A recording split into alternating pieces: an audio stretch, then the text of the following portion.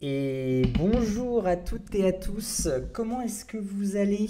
Bonjour Stéphane, bonjour Darkane, bonjour Florent, salut Laurent, salut Yoda, comment allez-vous tous? Mon compère est parti chercher de quoi se réhydrater, vu qu'on va pas mal faire de choses assez intellectuelles aujourd'hui. Non, je J'espère suis que... bien là, je suis là. Ah, Bonjour à tous. mon compère est là. Du Je coup, vais pas bah, l'abandonner. si vous n'étiez pas là à la séance précédente, je suis en train d'expliquer à Manu ici présent comment marche Rust. Et bah, bienvenue à tous. Il fait du Rust Covidé, exactement. Ça existe encore le Covid, faites attention à vous. Effectivement, vous m'entendrez peut-être un petit peu parler du nez. Je suis effectivement malade. Mais ça va pas nous empêcher de faire un peu de rust. Un peu, beaucoup, passionnément, À la folie. à la folie. Du coup, pour résumer un petit peu ce qu'on avait fait très rapidement la semaine dernière, on avait abordé la notion vraiment fondamentale de la programmation qui est d'affecter des variables. Et l'autre notion fondamentale qui est le typage de ces variables. Donc pour les personnes qui n'ont jamais fait de langage typé, le fait de rajouter un type sur une variable va venir contraindre en fait ce qu'on a le droit de faire ou de ne pas faire avec cette variable. Et le Rust est un langage de programmation que l'on nomme fortement typé. Donc ça veut dire que quand quelque chose a un type défini, il n'aura pas un autre type magiquement comme ce qui peut se passer avec du JavaScript où une chaîne de caractères va pouvoir devenir un nombre lorsqu'on fait une addition entre un nombre et une chaîne de caractères ou l'inverse. Du coup, ce qu'on avait vu, c'est que en Rust, on avait des types primitifs. Donc, le type primitif, vraiment primitif, c'est les booléens, vrai ou faux. Ensuite, on a la possibilité d'avoir des nombres qui vont être de plus en plus grands au fur et à mesure que l'on utilise de plus en plus de place en mémoire en fait pour venir le représenter. On avait vu aussi la notion de flottant avec des flottants qui étaient capables d'avoir une certaine précision et des doubles qui permettent d'avoir une encore plus grande précision. Et on avait vu que faire des opérations entre deux types nécessitait de réaliser ce que l'on appelle un cast. Donc un cast, c'est dire explicitement à Rust, je suis en train de manipuler quelque chose qui est du type F64. D'ailleurs, est-ce que le texte est assez grand? On peut peut-être l'agrandir un petit peu, Manu. Si tu vas dans les settings, je crois. Ah, peut-être moi je peux faire. Je peux peut-être faire, attends. Ouais, c'est peut-être de ton côté pour le coup, Stockistry. Font. Non, bah non, c'est ton navigateur. Ah oui, mais je ne contrôle pas ton navigateur, peut-être pas. Hop. Voilà, je suis plus à la maison comme ça. Parce que j'ai une immense police d'écriture en fait quand je dev. Un chouille, bon là c'est bon, je lui ai rajouté 7 points de taille. Et donc lorsque l'on caste un nombre, enfin n'importe quoi en fait, une variable, et que ce cast est possible, donc on va pas pouvoir par exemple caster une chaîne de caractères en nombre, ça n'existe pas, mais par contre transformer un flottant en un autre flottant, ça c'est possible. Et du coup, lorsque on dit qu'on est en train de manipuler un F64 et qu'on le caste en F32, en fait, on va dire explicitement au compilateur non, mais la précision, j'en ai pas besoin. Et du coup, il va venir vraiment tailler dans la masse pour aller mettre la valeur qu'on avait mis ici dans notre nombre. Et du coup, lorsqu'on va faire l'addition, on va plus avoir une précision à 12 000 décimales, mais une précision avec un nombre de décimales qui va être beaucoup plus réduit. Ensuite, ce qu'on avait vu comme chose, c'était les chaînes de caractères. Donc on n'est pas rentré dans les détails sur les chaînes de caractères, on a juste dit elles existent et il y aura une partie qui lui seront dédiées parce que c'est tout un délire en Rust. On a défini un concept qui s'appelle l'immutabilité par défaut. Contrairement à la majorité des langages de programmation, lorsque vous déclarez une variable en Rust, cette variable va être ce qu'on appelle immuable ou immutable si on fait du franglish. Ce que je ferai forcément parce que j'ai trop l'habitude de dire l'immutabilité. Qui dit que en fait on a l'interdiction de modifier une variable qui a été déclarée précédemment, sauf si on dit explicitement que cette variable va pouvoir être modifiée plus tard. Et du coup, lorsqu'on fait un let mut, on vient désactiver la sécurité d'immutabilité de la variable pour la transformer en une variable mutable. Ce qu'on a fait ici. Le dernier type qu'on a été voir, c'est les tuples. Donc les tuples, c'est pas un type primitif, c'est ce qu'on appelle un type composite. Et un type composite va pouvoir justement venir composer différents types entre eux pour pouvoir manipuler des choses qui sont un petit peu plus compliquées que les variables qu'on a vues au-dessus. Et un tuple peut contenir lui-même un tuple, donc je vous laisse imaginer la complexité que vous voulez avoir dans votre tuple. Ce tuple étant une variable, on peut également la rendre mutable. Et contrairement à par exemple les tuples en Python, le tuple va pouvoir être modifié après sa déclaration. Et pour accéder aux différents champs de ce tuple, on utilise leurs index.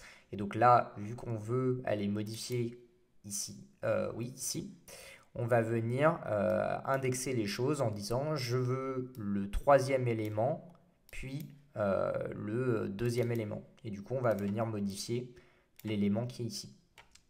Mais tout en respectant les types. Donc là, on ne va pas pouvoir, par exemple, mettre une chaîne de caractères, puisque ici, c'est un flottant. Le dernier truc qu'on a vu avant de nous laisser dans la précédente session, ce sont les conditions. Donc les conditions, c'est comment est-ce que l'on est capable de venir modifier le flux d'exécution d'un programme. Ça fait bizarre le point pour les index, c'est la syntaxe. Il y a beaucoup de choses qui sont définies de manière stricte en Rust pour la syntaxe, ce qui permet d'avoir un code qui est homogène d'un développeur à un autre, donc c'est pas plus mal. Et on s'était arrêté là. Je t'en prie, Manu, est-ce que tu peux nous construire ce magnifique projet? Donc soit dans la console, soit avec les boutons qui sont au-dessus. Je préférerais d'autant que ça soit dans la console, comme ça on pourrait voir les commandes qui sont lancées. Du coup, on avait vu également la commande cargo. Et cette commande cargo est le couteau suisse de notre programme. Et du coup, ça nous permet de venir réaliser toutes les opérations de construction et de run du projet. Peut-être le planning de la séance. Le planning de la séance, ça va être de continuer les conditions, de commencer les boucles et de voir les structures, si on a le temps, bien sûr. On a déjà commencé avec les if-else avant. J'imagine qu'il y a d'autres structures de conditions en Rust. Tu conseilles quel type de projet? On verra ça plus tard. Pour l'instant, on est en train de voir vraiment les outils de base du langage et on verra dans les séances suivantes des cas pratiques où on pourra vraiment voir les différents concepts en action. Je suis un peu une réponse de Normand, mais ne vous inquiétez pas, j'ai un plan. Je l'ai écrit depuis le mois de février. Donc, comme vous pouvez le voir, on est venu déclarer une structure de code que l'on appelle un bloc de conditions, on va dire, qui commence par un if. Vous remarquez, il n'y a pas de parenthèse sur la condition. Ce qu'on avait vu également, c'est que on n'avait pas la possibilité de faire des choses comme ça. Ah, mais j'ai même pas l'édition des fichiers. Ah, ça, je prends quand même. Ce que l'on avait vu, c'était que... Vas-y, exécute le code, s'il te plaît.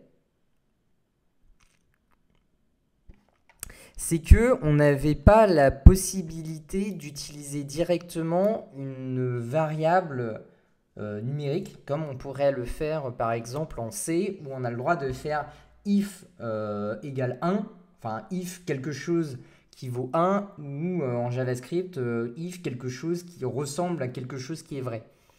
En Rust, on ne peut pas faire ça parce que en fait, le Rust étant très fortement typé, plus que même du C, ce qui est attendu dans une condition est quelque chose qui doit être un booléen. Et du coup, pour réussir à faire que ce truc-là soit un booléen, bah, on va devoir faire un truc... Bon alors, Ouais, il y a pas mal de latence hein, dans le. ça tape pas?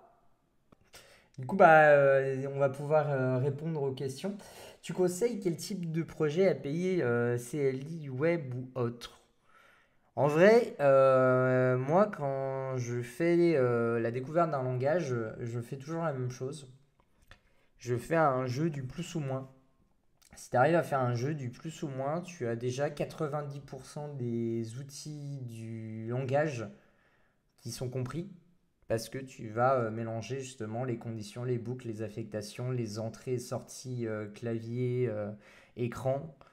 Tu peux même créer des systèmes de sauvegarde si tu as envie de t'amuser. Tu peux faire des leaderboards, tu peux faire du réseau même si tu as envie vraiment de te creuser la tête.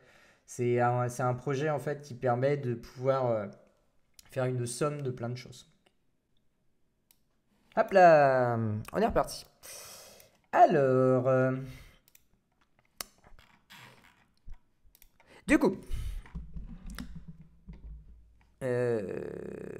connecting, waiting for host output. Ok, très bien.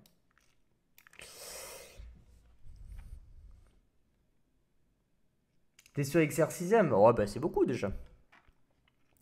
Est-ce que tu peux me run le code, s'il te plaît, Manu? Merci.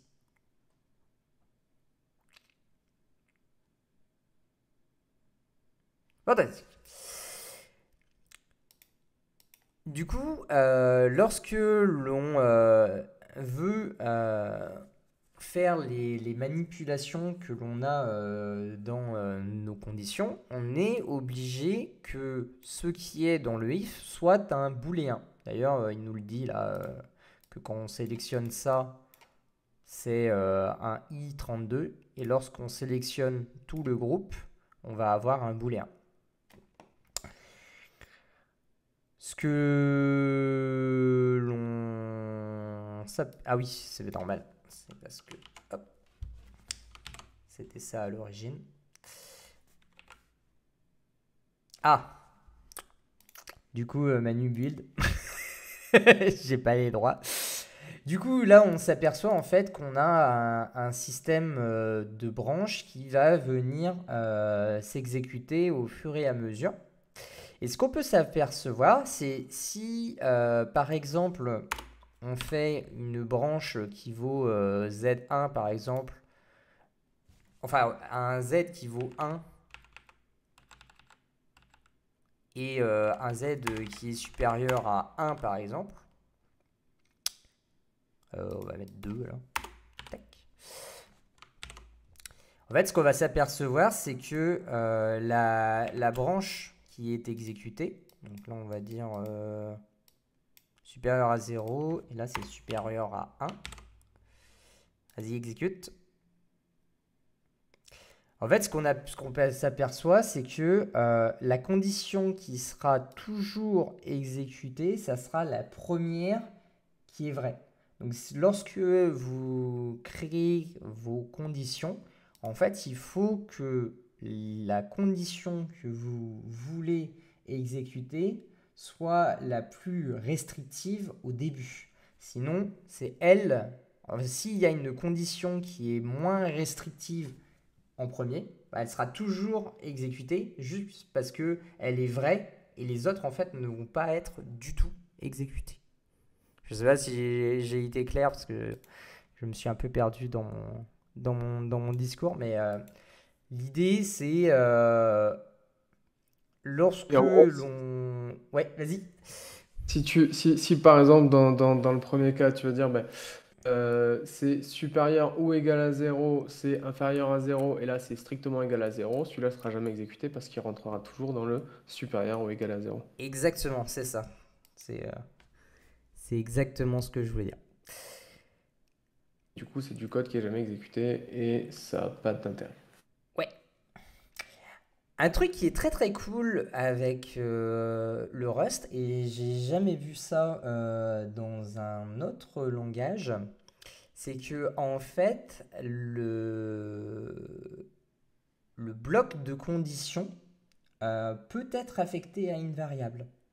Typiquement, si on crée let a égale if z strictement supérieur à 1, on renvoie, je sais pas moi, pour renvoyer 6 par exemple. Et sinon, on renvoie... Qu'est-ce qu'on peut renvoyer avec 42 ? 42 c'est bien. Non, désolé. Je suis en train de me tromper. C'est pas ça qu'il faut faire justement. Hop. Je voulais faire petit à petit, mais on peut pas faire petit à petit parce que là, on va retourner directement à la fonction. En fait, quand on est en train de manipuler un bloc en Rust, on a ce qu'on appelle la notion de statement. Et lorsque l'on a un statement qui ne termine pas par un point-virgule, en fait, ce statement va être le retour du bloc qui est analysé. Et donc là, si on affiche donc A vaut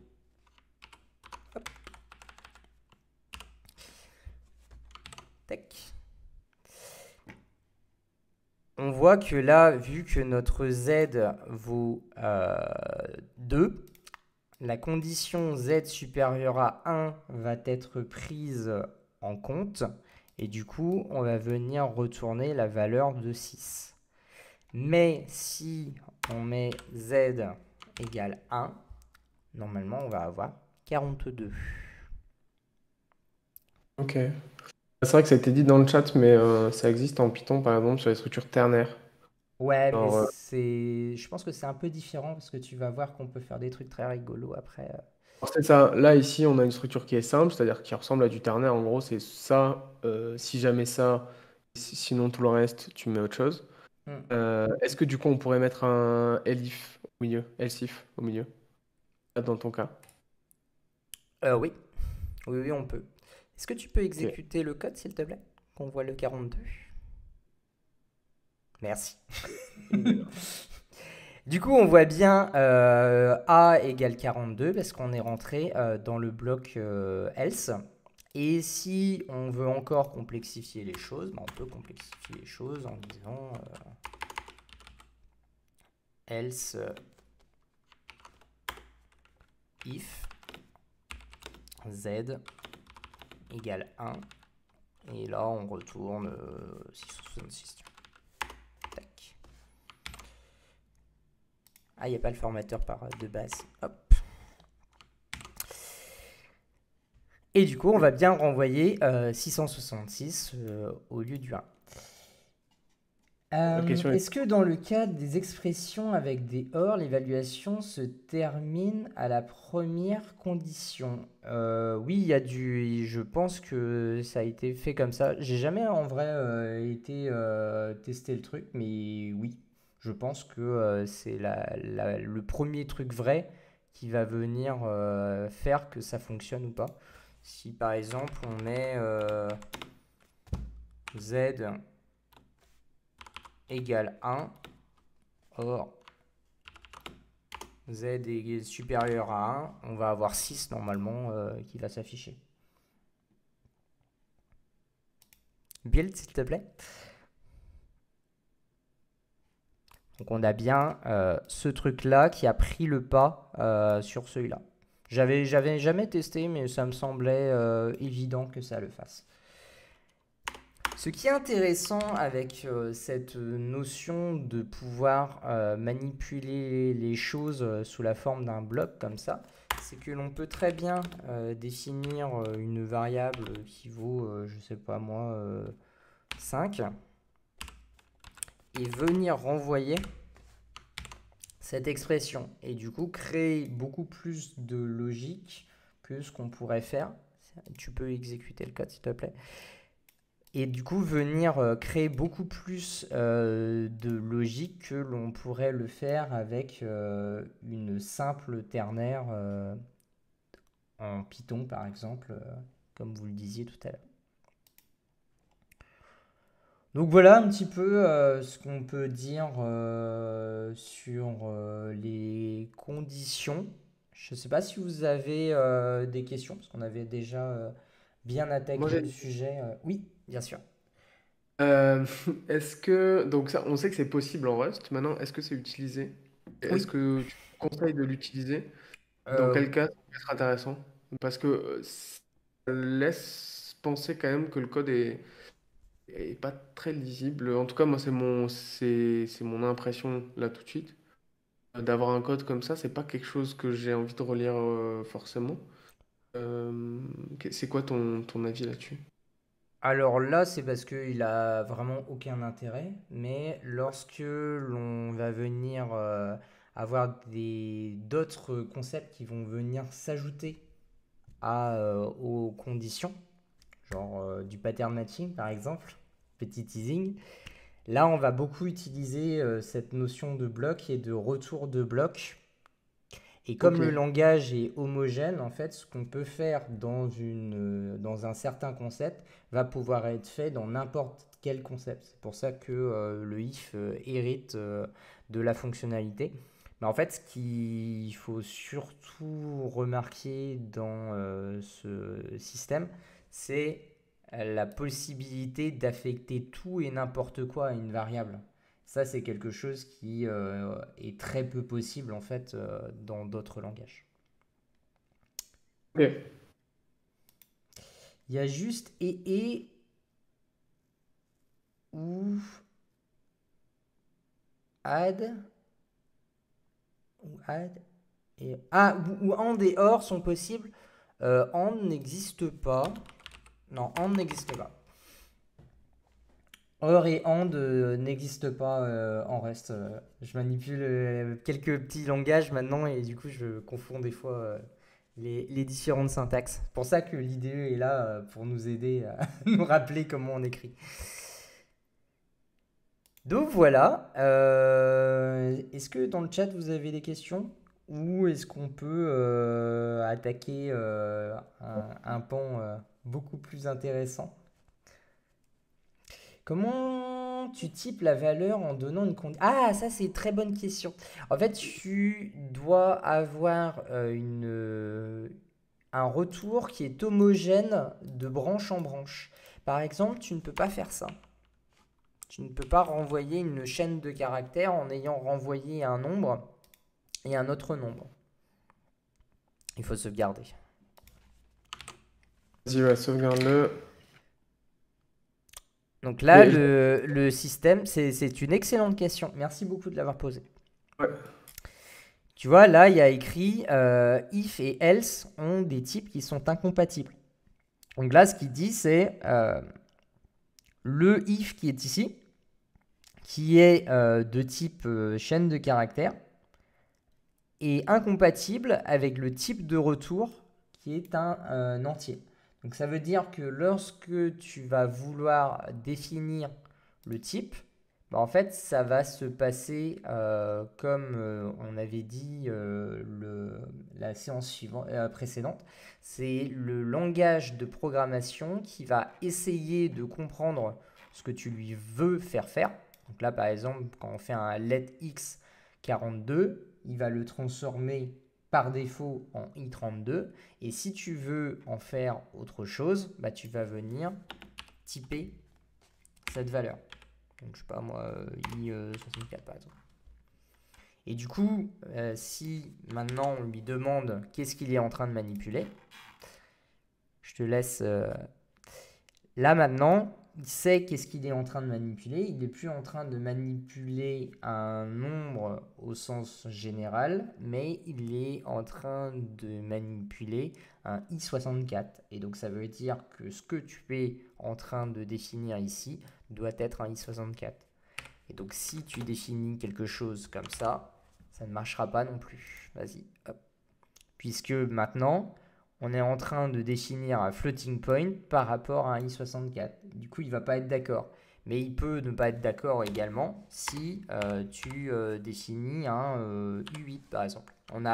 Oui, ça on ne l'avait pas mis en place, mais il y a une syntaxe réduite en fait qui permet d'écrire quelque chose comme ça en fait.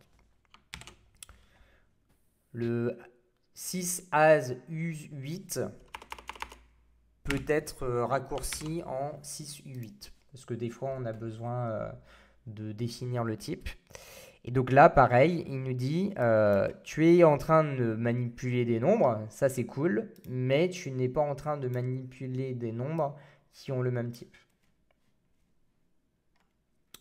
Est-ce que ça va pour la notion de 6U8, c'est valide aussi? Ouais, mais c'est moche, non? Ouais, c'est assez laid, non? Salut Eloi.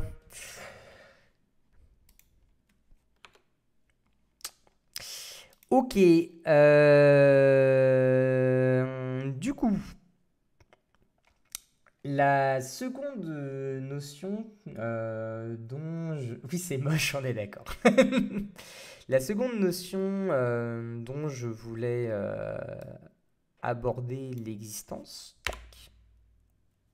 Qu'est-ce qu'il n'est pas d'accord avec quoi? Ah oui, parce que je ne vais pas sauvegarder.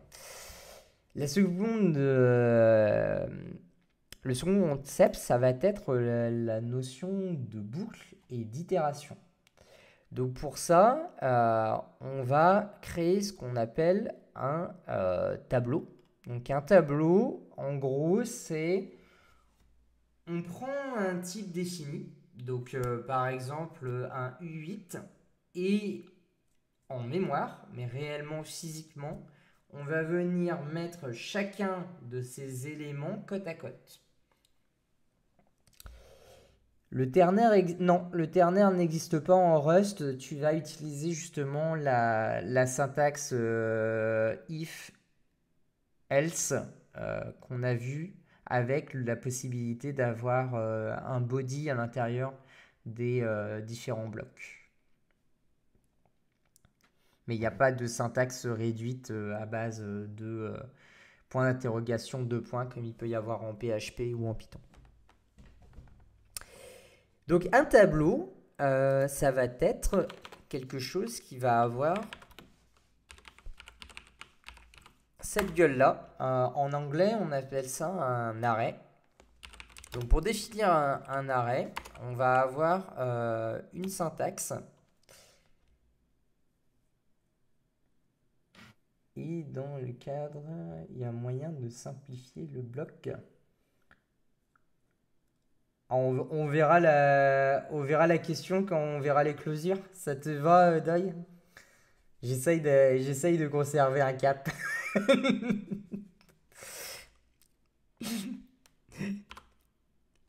Et du coup, pour définir un tableau, on a une syntaxe qui est extrêmement simple, qui est de créer directement le tableau.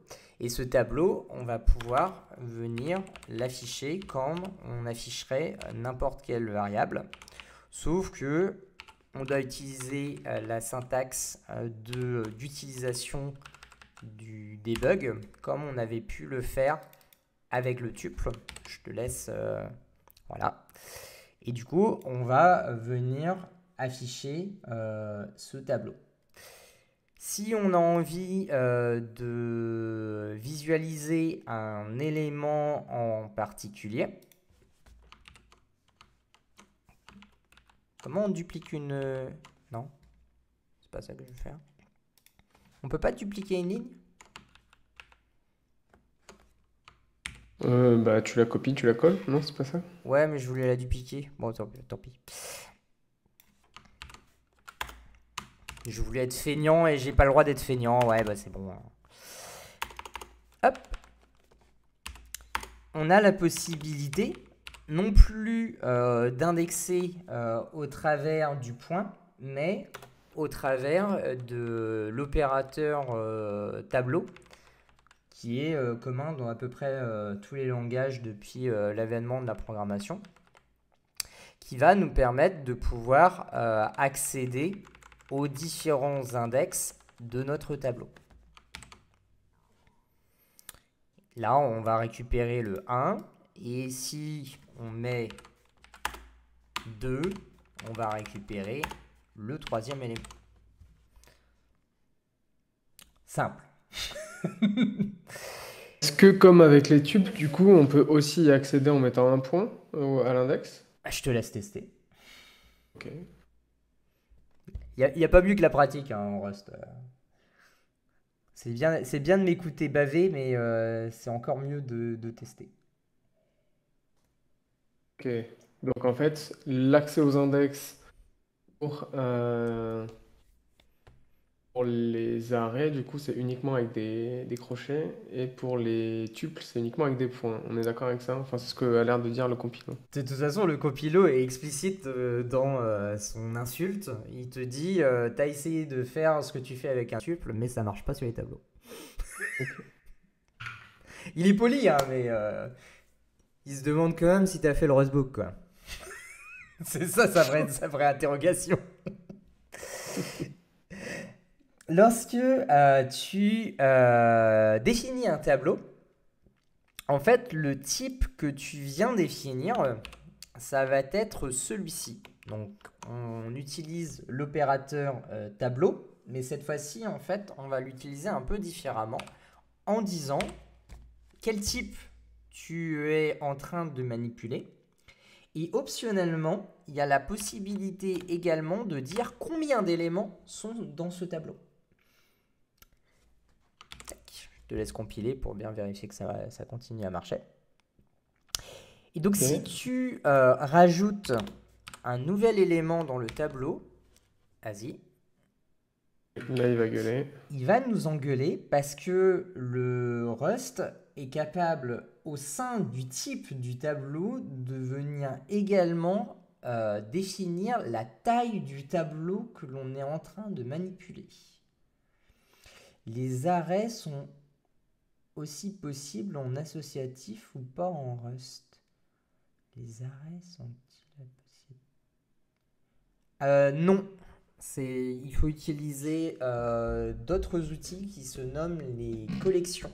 Ce n'est pas comme la notion d'arrêt en PHP. Tu ne peux pas faire flèche pour utiliser une clé. Tu es obligé d'utiliser les index. Maintenant qu'on a un tableau, on va pouvoir utiliser ce tableau pour venir ce que l'on appelle itérer dedans. Avant d'utiliser la méthode canonique qui est visible dans n'importe quel manuel de programmation, qui est de faire une boucle for et tout le bordel, on va utiliser un autre outil qui s'appelle la boucle tout court, qui possède cette syntaxe-là. Si vous mettez ça dans votre code ne terminera plus jamais. Puisque cette structure de données, donc qu'on appelle une boucle infinie, en fait, c'est un endroit dans le code qui dit continue à tourner indéfiniment jusqu'à ce que l'univers s'effondre. Et donc, ce que va dire le compilateur, il le dit pas, tiens. Ah si, il le dit là. C'est que le bloc de code qui est en dessous de la boucle va être impossible à accéder. C'est ça qu'il veut dire par any code following this expression is unreachable.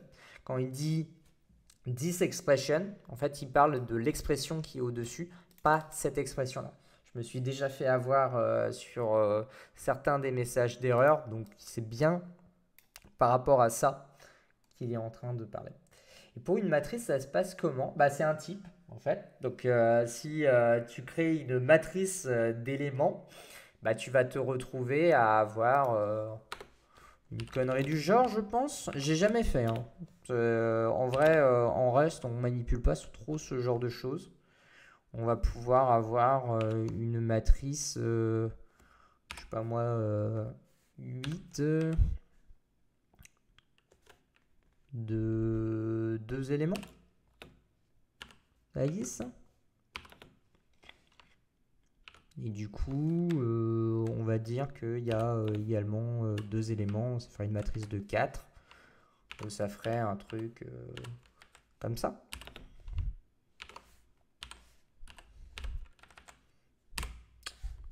Donc ça serait par exemple une matrice d'Arcane en Rust.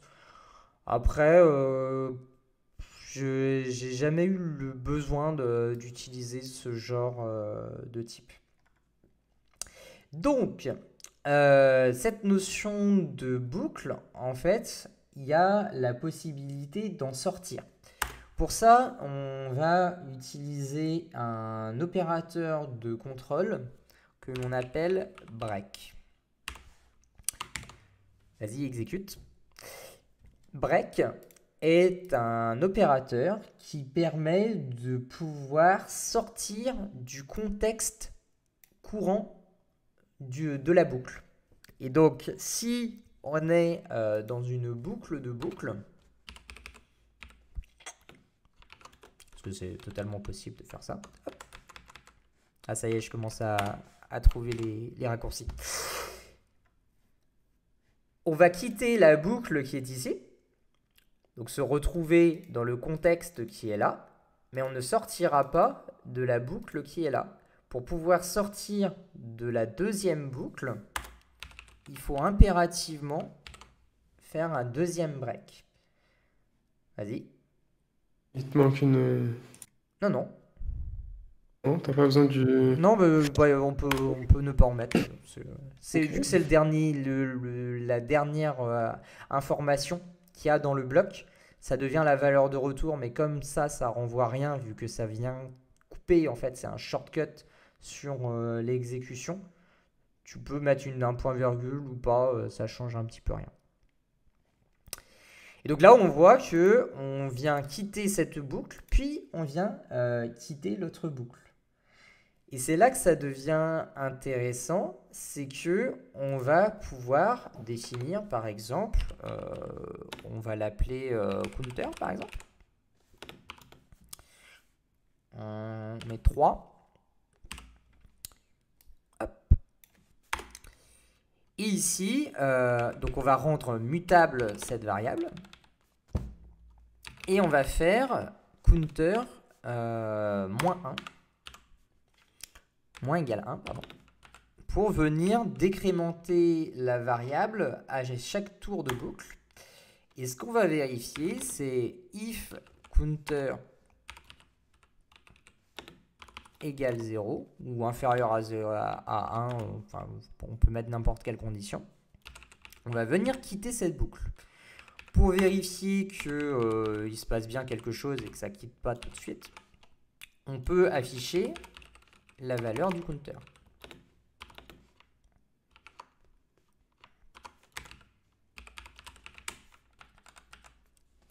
Et là, le point virgule est important parce qu'autrement, en fait, le code qui est là ne va pas fonctionner parce qu'il s'attend à ne pas avoir une erreur.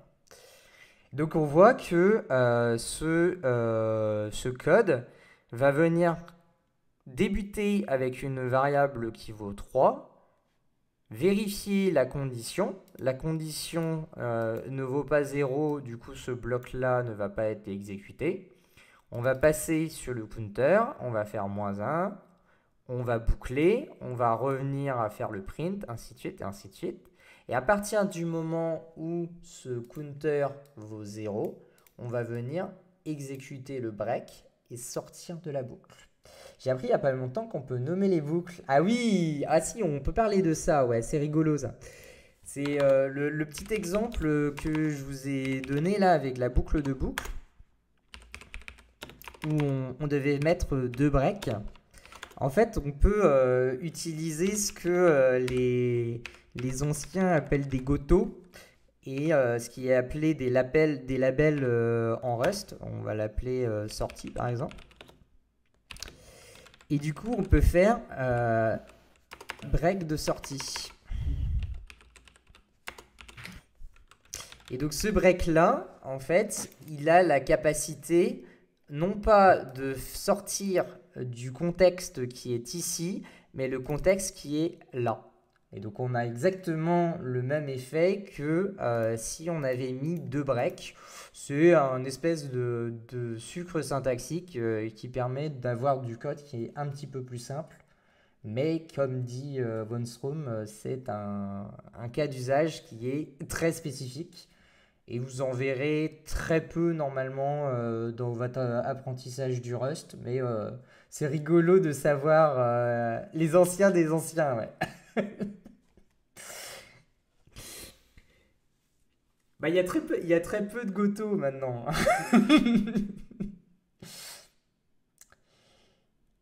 On va faire break 2. Je sais pas, j'ai jamais essayé. Ça existe le break 2? Peut-être. Oh, tiens, peut-être, ouais. Ah, non. Non, il est pas d'accord. Non. Expect quelque chose. Break 2, ça a une autre signification. Break 2, en fait, ça va avoir cette signification. Comme je vous ai dit, chacun des blocs va avoir une explication, enfin un contexte. Et en fait, ce contexte va pouvoir être utilisé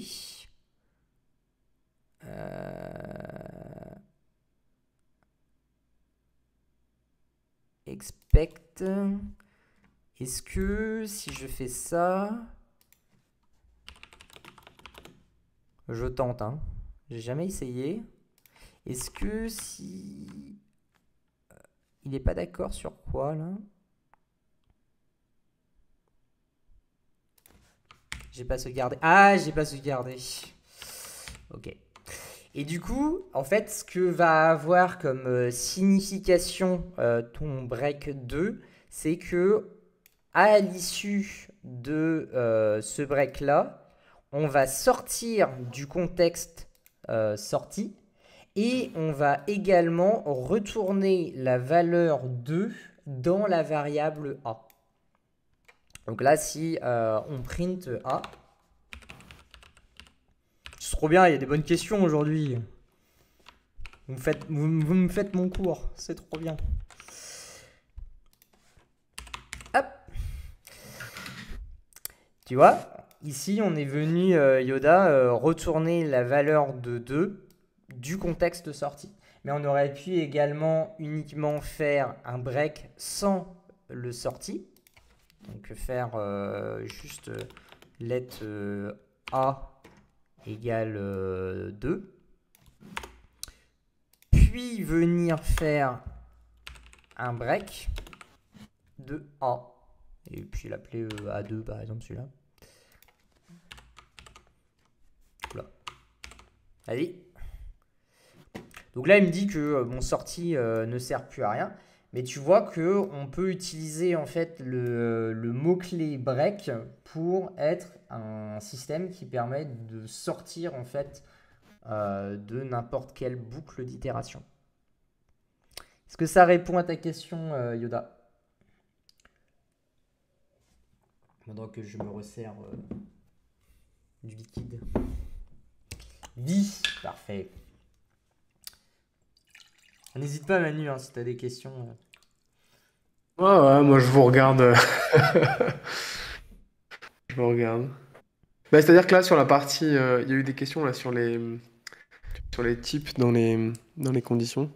Ouais. Euh, Où je me rends compte qu'effectivement, moi, j'ai pas du tout le réflexe de réfléchir en tant que type, vu que je viens d'un langage non typé. Donc, effectivement, qu'il y ait des types différents en fonction des sorties entre les branches, quelque chose qui m'avait pas du tout marqué, jusqu'à que la question soit posée, que je me suis dit, effectivement, c'est pas bête, mais c'est pas du tout dans mes réflexes, moi, pour le coup. Et après, sur la suite, là, vous allez déjà pas mal loin sur des simples boucles. Moi, j'avais juste sur la partie structure de conditions, là, il n'y a pas de type case switch Si, en Rust? si, mais il nous manque des primitifs pour pouvoir l'aborder proprement sans faire des allers-retours dans tous les sens. Ok. Pour éviter en fait l'aspect petit poussé qu'il y a dans le Rustbook où on t'introduit un concept, on te l'explique à moitié, on repart sur un autre truc et puis après on revient sur le concept et tu dois te rappeler de ce que tu as fait 3 semaines avant. Et moi je m'étais un peu paumé à l'époque avec ça, donc j'essaye justement d'avoir quelque chose de compréhensible tout de Là, suite. j'entends. C'est pour ça que j'intègre petit à petit les concepts. Euh, Ça va pour les labels? C'était pas prévu, mais bon, bah ils sont là. Donc, cette boucle qui est ici, en fait, on va pouvoir la réécrire différemment. Si on veut, on peut utiliser une autre structure de contrôle qui s'appelle la boucle. Comment tu as nommé le petit... bah, c'est un apostrophe, je pense. Un apostrophe simple. C'est une... Simple quote en anglais. Simple quote, ouais, voilà. Une simple quote. Et le nom après, en Rust, ça s'appelle un label. Au lieu d'un goto. Goto, c'est TI basique. Rust, label. Au lieu d'utiliser le loop, on a la possibilité également d'utiliser ce qu'on appelle une boucle while. Donc while, ça veut dire tant que en anglais. Et donc dans ce tant que, en fait, on va venir mettre la condition que l'on a ici dans le if dans notre boucle. Et donc là, tant que counter différent de 0. Parce que ce qu'on veut faire... Goto se prononce tout. Oui, mais je suis français. Du coup, j'aime bien dire Goto. Il y a une différence entre et enfin entre apostrophe et apostrophe, bah ça fait pas la même chose quoi. Mais le mieux c'est que tu testes dans ton IDE et que tu te fasses engueuler. Comme ça tu comprendras. Vu que le mot while veut dire tant que, en fait, ce qu'il faut que l'on fasse pour que la condition soit vraie, c'est de l'inverser. Et donc, au lieu de dire lorsque le counter vaut 0, tu quittes, là, ce qu'on va lui dire, c'est tant que le counter ne vaut pas 0, tu continues. Ce qui va permettre de pouvoir... Donc, attends, il faut que je duplique cette ligne.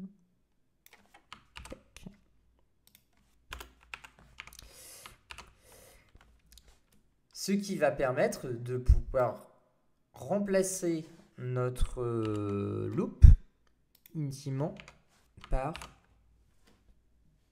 notre print. Et donc, normalement, on devrait avoir exactement le même affiche. Attends. Je fais de la merde. Hop. Et donc, normalement, si on affiche, on va avoir exactement le même système, sauf que la dernière condition qui est de vérifier que le print vaut 0 ne sera jamais exécutée car la structure de contrôle counter différent de 0 va provoquer la sortie du contexte d'itération, enfin de boucle, avant que le print counter égale 0 n'ait le temps de s'exécuter. On dit ancien, mais les gotos, c'est encore pas mal utilisé dans les grosses bases de C. Bah oui, mais bien sûr. Mais moi, j'ai commencé la programmation avec le TI basique et des gotos, il y en avait partout. Hein. Enfin, des gotos. Est-ce que tu as des questions, Manu? Ou ça va? Non, non, ça va. Je suis pas trop désarçonné là pour l'instant. Ok. Du coup, maintenant, on va utiliser ce que l'on avait au-dessus, qui est notre magnifique tableau.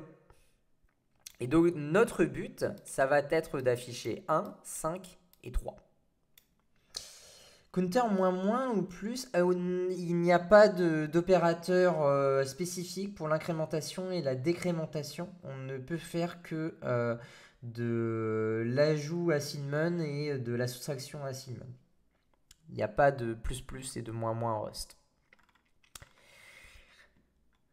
C'est vrai Donc, qu'on a une question dans le chat tout à l'heure qui nous disait est-ce qu'il n'existe pas un watcher en fait qui permet d'exécuter et de compiler le code ah, quand pardon, tu... je ne l'ai pas vu. C'était où Non, mais Oui. du coup, effectivement, c'est pas bête parce que dans l'idée, là, le fait que ce soit Yannick qui gère le code et que ce soit moi qui l'exécute peut mettre des petites frictions dans le live et dans l'écoute. Du coup, 10... effectivement, c'est une très très bonne remarque dans l'absolu. Il y a un truc qui s'appelle Cargo Watch qui permet de faire exactement ça. Donc, je l'ai compilé et je l'ai testé tout à l'heure, donc ça marche très bien. Et l'idée, c'est que Cargo Watch va vérifier que des modifications qui soient faites sur les fichiers et en fonction de ça, on peut lui demander d'exécuter une commande. Donc là, cargo run par exemple. Voilà. Et donc normalement, quand tu modifies quelque chose, là pour le coup, et que tu enregistres, cargo run le cargo run. Et ça évitera peut-être un petit peu plus de... On verra. On verra ce que ça va donner. On Alors, verra. du coup, on va prendre notre tableau et notre but, ça va être de lire les différents éléments qu'il y a dans ce tableau. Donc, ce qu'on va faire, c'est que on va venir définir une variable qui va être la taille de notre tableau. Je vais l'appeler size. Donc la taille de notre tableau, c'est 3 éléments. Parce que, voilà, on va le dupliquer comme ça. On l'aura juste à côté. Donc, vous vous rappelez, on a le droit de réutiliser le nom de la variable autant de fois qu'on veut. C'est juste que le tab qui est là et le tab qui est là, en fait, ça représente des endroits dans la mémoire qui sont complètement différents. Donc, en fait, ça n'a plus rien à voir avec la variable qui est au-dessus. Du coup, comme on a deux manières en fait de pouvoir manipuler les itérations, je vais te laisser faire les deux façons, Manu. C'est à toi de bosser maintenant. En utilisant ce qu'on a vu, donc la possibilité de pouvoir accéder à la valeur d'un tableau, et les deux structures de contrôle qu'on a vues avec le loop et le while. Vas-y, à toi l'honneur. Ok. Donc du coup, on va se créer donc Une loupe. Ok. Donc, j'imagine à ce moment-là qu'on veut récupérer les éléments qu'il y a dans, on avait dit ma table, donc ma table c'est 1, 5, 3. Et là on n'a pas de for loop, c'est ça? Je suis un aficionado des for loop. On les verra tout à l'heure, t'inquiète. Tu vas revenir Ok. en territoire connu, Python. Du coup, j'imagine que là, il faudrait que j'ai la taille de mon arrêt. Donc ça, je te l'ai donné, c'est size. Donc, récupérer juste ton code. If counter supérieur à size, j'imagine. Ça va être un truc comme ça. Là, je break. Sinon, print mon index. Alors, je vais mettre pointer index.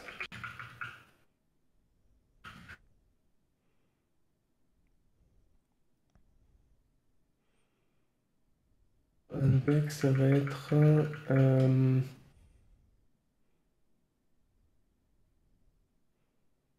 j'ai le cerveau en compote. Donc c'est mon tableau et je veux accéder à l'index. Tac, donc mon tableau, je veux accéder à l'index ici. Donc là, ça va être ma visual.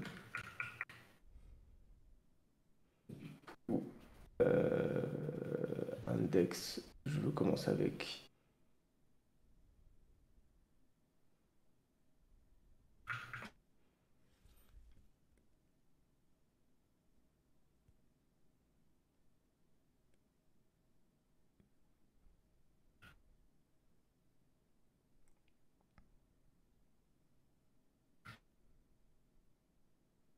Il faut que j'initie mon index à 0.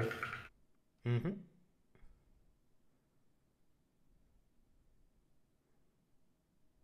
Mon index, il met 32 de base. Moi, j'ai envie de lui mettre un 8 parce que ça sera largement suffisant à faire. Donc, j'initie mon index à 0.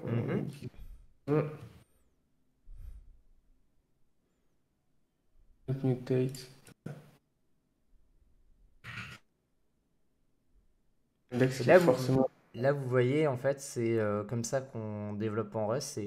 On écrit du code, on a le feedback de l'IDE, parce que là, il y avait des petites vagues, en fait, je pense qu'il a passé la souris dessus.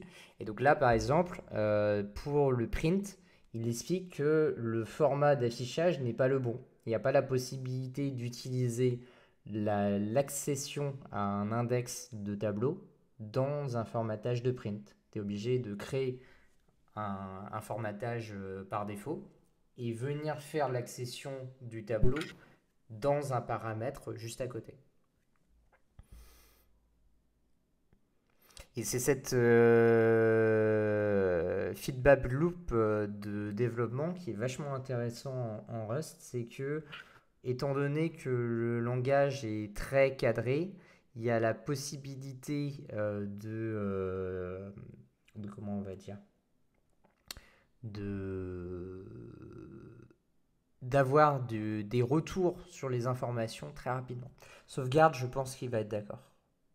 Ok. Et donc là maintenant, si tu passes la souris sur index, tu vas voir que Ouais. le type qui doit être manipulé par les index ne peut pas être un U8 en Rust. Lorsqu'on accède à un élément dans un tableau, le type doit forcément être un usize, comme lors de la définition d'une condition, on doit forcément avoir un booléen. Ce genre de truc en fait qui semble totalement arbitraire permet d'avoir du code qui va être beaucoup plus portable parce que le usize en fait c'est un alias soit vers du U32 soit vers du U64 en fonction de la plateforme que vous êtes en train de manipuler. Je sais pas si ça le fait avec du U16 et du U8, si vous avez des plateformes qui datent de l'an 40.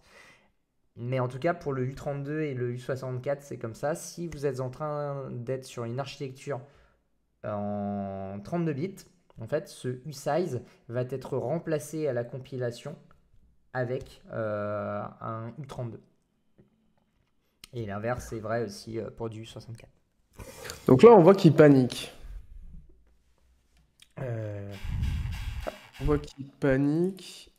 Oui. Euh, Donc là, le compilateur, qu'est-ce qu'il dit? Il dit index out of band, la len est de 3 et l'index est de 3. Sauf qu'on commence à 0 en programmation. Du coup, ta condition est pas bonne. parce que du coup, il faudrait que ça soit en gros égal ici. Ah bah non, ça veut rien dire. Égal. Là, t'as affecté. Alors oui, c'est une autre façon de faire les choses. Donc là, on a affiché value égale 1, 5 et 3. Puisqu'on est venu en fait visiter chacun des index du tableau successivement. Maintenant, je te laisse faire la même chose avec le while. Et là,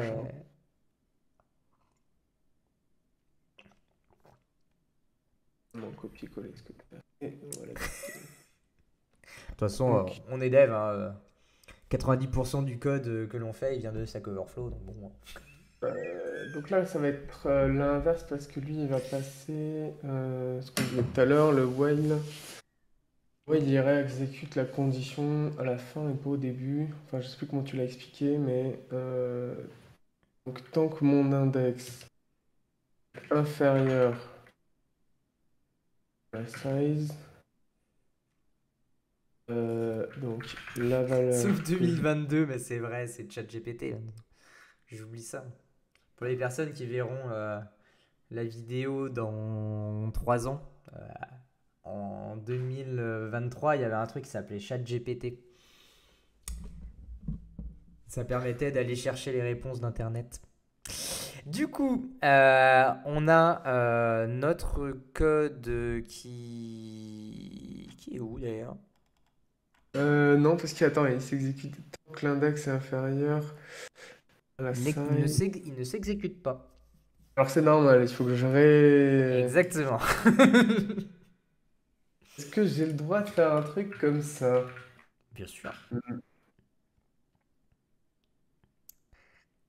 Et donc on a bien le premier bloc qui correspond à l'itération sous la forme d'une loupe et l'itération sous la forme de notre while.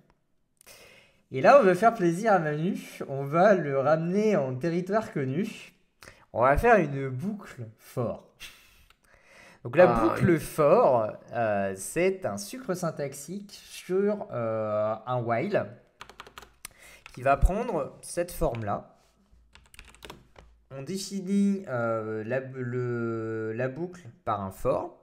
On définit quelque chose qui va être le retour de l'itération. On va utiliser l'opérateur in et bonjour à toi. Et qu'est-ce que l'on va venir visiter? On va venir visiter notre tableau. Et maintenant, je te laisse écrire le print.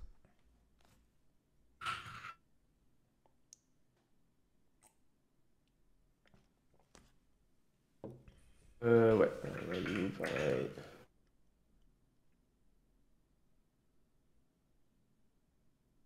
Non, tu l'as, tu n'as pas besoin. Tu peux juste écrire value dans les accolades. Parce que tu n'as pas de besoin d'accéder à quoi que ce soit. C'est ça la magie. Et voilà. Quand même plus simple, non? Quand même bien plus simple. C'est quand même bien plus simple. Mais si je t'avais mis la boucle, t'aurais pas compris ce qu'il y a derrière, c'est nul. Alors que là, comment on va dire? Tu apprécies la richesse de la syntaxe? J'apprécie d'utiliser le for loop parce que je réfléchis pas autant, du coup. Est-ce qu'il y Après, a la encore une notion fois, de générateur? Non, il n'y a pas de notion de générateur en Rust. Par contre, il y a la notion d'itérateur, effectivement. Pour le moment, on ne peut pas le voir parce qu'il nous manque encore quelques petites briques pour expliquer ce que cet itérateur peut être. Mais ça viendra, vu qu'on fait une séance par mois, là, apparemment, dans un petit moment, on va dire. Non, normalement, on va essayer d'avoir une plus grande régularité qu'une fois par mois. Parler de boucles sans itérateur. Eh ouais, c'est le choix que j'ai pris. Est-ce que ça va? Ou est-ce qu'il y a des questions? Sachant que dans une boucle while, vous avez tout à fait la possibilité de réaliser un break, hein. Parce que, étant donné que une boucle while est un sucre syntaxique sur une loupe, on peut réaliser ce qu'on a envie en fait sur ce while. Et donc, bah, si on a envie de mettre un break en plein milieu, je vais le mettre en premier là. Tac. On voit qu'il n'exécute que la première en fait itération et il quitte tout de suite. Oui. Je vois qu'il y a la limite des 5 minutes qui arrive. je vais régénérer une session. Yes. While true et loop, du coup, c'est la même chose. Oui. Oui, totalement, ouais. Je l'ai pas dit, mais en fait, si on fait un while true, donc quelque chose qui est toujours vrai, c'est totalement équivalent à faire ça. Donc, même si while est un sucre syntaxique de loop, en fait, là, le while, le true, il est plus long à écrire que le loop tout seul. Je vais le mettre en... Hop.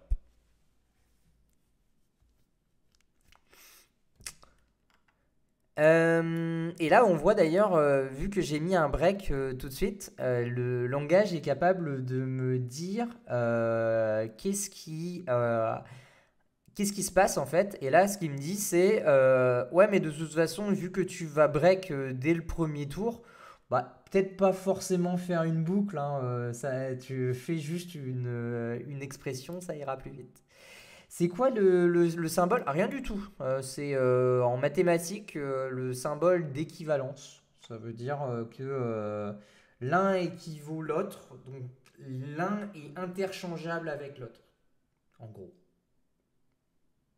Je renouvelle la session maintenant, comme ça, s'il y a des questions, je peux Vas-y, y répondre. vas-y. Hop.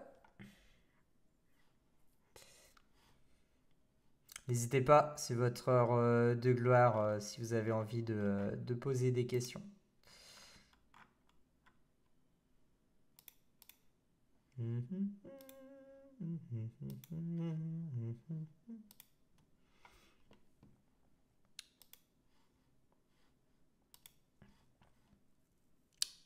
4h12, ouais, c'est celle-là.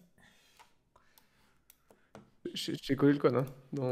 Euh, Parfait.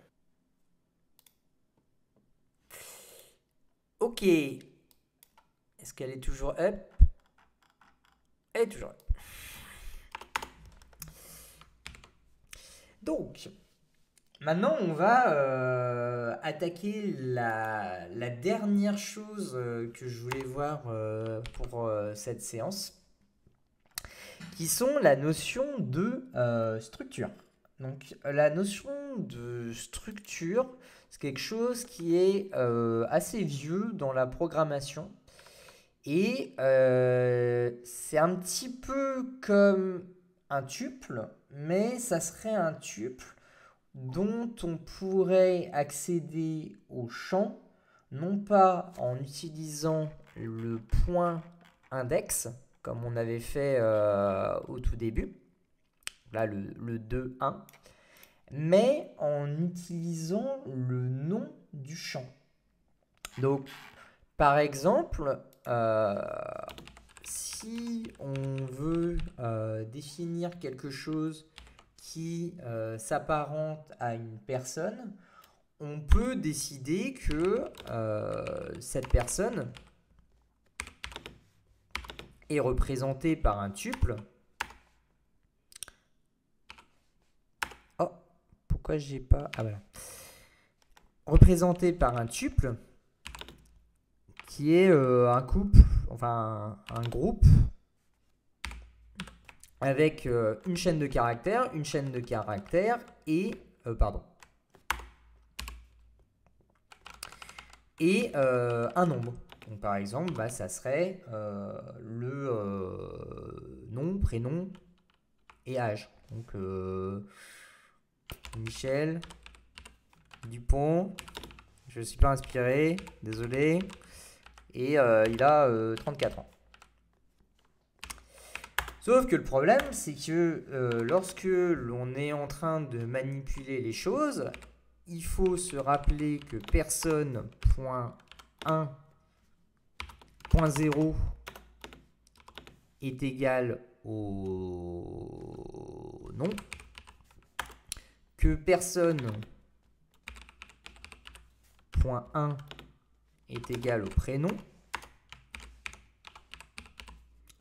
et que personne.2 est égal à l'âge. Ce qui peut être assez embêtant quand on a un programme qui commence à prendre des dimensions, parce que bah, on va devoir se coltiner plusieurs 1, plusieurs 2, plusieurs 3 qui correspondent à d'autres types de données que l'on désire manipuler, et tout ça, ça va commencer à devenir assez flou au fur et à mesure que le programme va grossir et se complexifier. Du coup, pour pallier ça, on a la possibilité de définir des structures de données qui se nomment justement des structures. Donc une structure de données, ça va venir se définir comme ça. Donc on va avoir le mot-clé struct qui va venir dire au langage que l'on est en train de définir une structure, puis le nom de la structure. Donc dans la grande majorité des cas, les structures commencent par une majuscule. J'ai vu certains trucs qui étaient avec des minuscules, mais c'est vraiment très minoritaire. Donc je vous conseille de conserver ce qui a toujours été fait, c'est-à-dire de mettre une majuscule au nom des structures. Ensuite, on crée un bloc. Et dans ce bloc, on va venir définir les différents champs de la structure. Donc pour ça, on va prendre la sémantique en fait de ce qu'on est en train de manipuler. Donc là, par exemple, c'est une personne qui a un nom, un prénom et un âge. On va définir un champ qui va être une chaîne de caractères. On va définir un last name. Donc c'est first name. First name, ouais. Je suis toujours trompé par ce truc. J'ai écrit first name? Oui.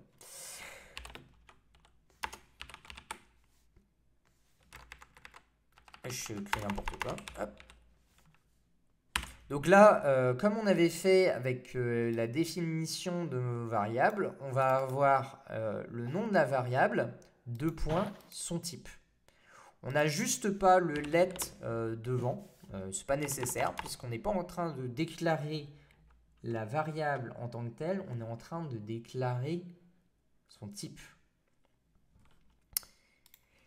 Et finalement, on va avoir son âge qui va être notre entier. Donc là, on a déclaré le type personne, mais on n'a pas déclaré une personne. Ici, on a réellement déclaré quelque chose qui va pouvoir être manipulé dans le code, alors que là, on a juste dit, il existe une entité dans le code qui s'appelle personne et qui possède ce qu'on appelle des champs qui vont avoir le nom first name qui sera de type string, last name qui sera de type string et âge qui sera de type 8. Si l'on veut définir réellement une personne, donc, on va l'appeler Bob, ça te va Bob? Ça me va. On va dire que Bob est de type personne et on va venir créer une personne en définissant tous ces champs. Donc pour définir Bob, on va venir dire on veut créer une personne et cette personne, si on passe la souris dessus, on voit que la structure est composée de différents champs et les champs qui sont définis dans personne sont first name, last name et âge. Donc ça veut dire que lorsque l'on définit une structure de données en Rust, on doit définir tous les champs qui sont associés à cette structure. Donc là, par exemple, on va mettre first name. Je sais plus. Si, c'est ça. Je suis en train de mélanger entre le Go, le Rust, le Java, le bidule, le machin. Donc, le first name, c'est Bob. Le last name, c'est Moran.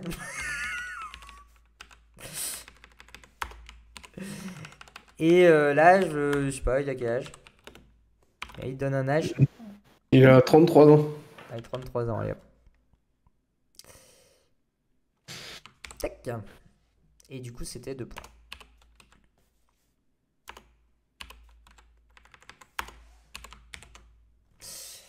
Je savais bien que je m'étais trompé quelque part. Code note compile. Qu'est-ce qu'il a? Missing lifetime specifier. Ah! Oui, désolé, on est en Rust. Changement de plan. C'est pour ça que je vous avais dit que les chaînes de caractères en Rust, c'était tout un programme. Ah non, attends, je peux peut-être faire un truc. Donc, comme les Jedi, vous n'avez rien vu. On verra ça après. Normalement, ça, il devrait être d'accord. Vas-y. Ah bah non, c'est bon. Et du coup, là, on est venu définir notre structure de données. Et ce qui est très très cool, c'est que maintenant, pour accéder au champ, donc, hop.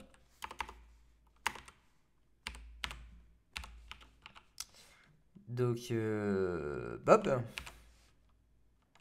enfin, personne.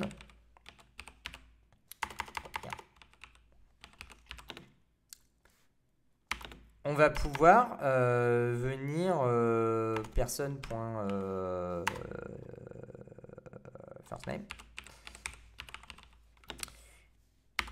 On va pouvoir accéder au champ non plus au travers des index du tuple, mais au travers du nom du champ. Et donc là, si on fait last name, on va bien avoir... Ah merde, mais j'ai mis first name. Hop. On va bien avoir Bob qui va être affiché puisque c'est le nom du champ. En fait, ta structure, du coup, c'est comme un objet presque. C'est un objet, c'est exactement ça. C'est un objet en JavaScript ou une définition de champ dans une classe en Python. Ok. Et c'est aussi complet qu'un objet. Tu peux y attribuer fonctions, tu peux Oui, avoir des méthodes. Ok. oui. Mais on verra pas ça aujourd'hui parce qu'on va Ouais, manquer j'entends bien, j'entends bien. de temps, et peut-être d'énergie aussi. Et donc, ce qui est intéressant avec une structure, c'est que l'intégralité de tous les types que l'on a vus au-dessus peuvent être utilisés comme étant un champ de cette structure.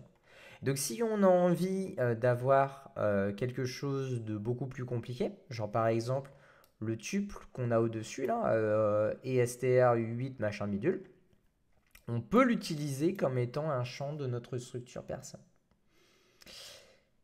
Donc Rust fait de la programmation orientée objet. Alors, on peut le croire, mais il y a beaucoup de choses qui ont été enlevées pour permettre de pouvoir faire de la programmation orientée objet. Si on est plus rigoureux, c'est plutôt de la programmation par aspect. Mais si tu as envie d'appeler de la programmation orientée objet, tu peux l'appeler, hein. Moi, je ne suis pas sectaire sur le sujet. Mais tu verras par exemple que il te manquera quelques petits outils comme l'héritage, par exemple. Il n'y a pas d'héritage en Rust. Donc, certains patterns design sont un peu plus compliqués à faire, par exemple. Tu peux Ok. créer des types custom. Bah oui, oui, le personne est déjà un type custom. Oui, Manu. Euh, ouais, c'est quoi la différence que tu fais du coup entre la programmation par aspect et la programmation par objet? J'imagine que, en tout cas, c'est ce que j'ai cru comprendre, Rust, il y a une manière très orientée d'écrire du code.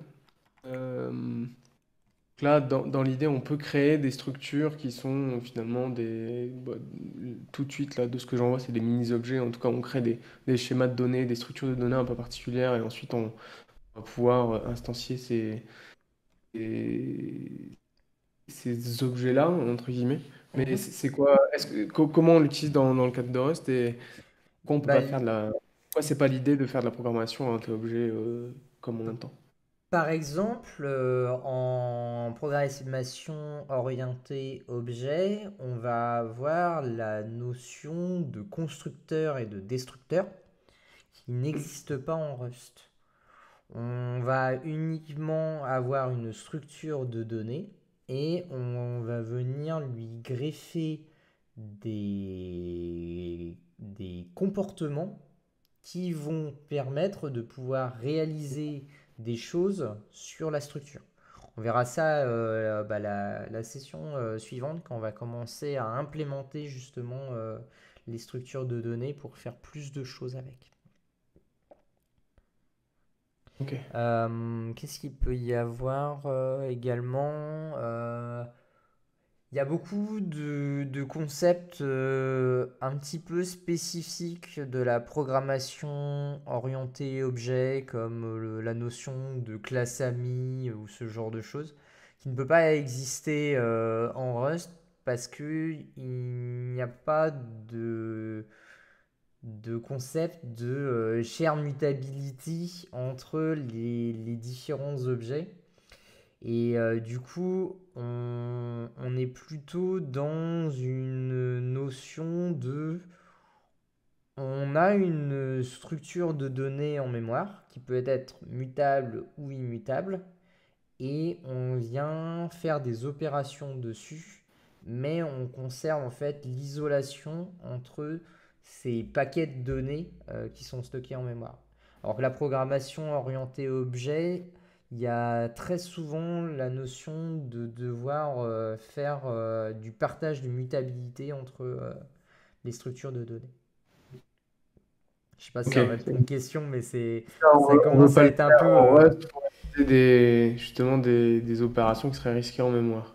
Ouais, en fait ça va permettre surtout de pouvoir verrouiller des opérations sur du parallélisme et de l'asynchronisme sur l'accès à ces informations.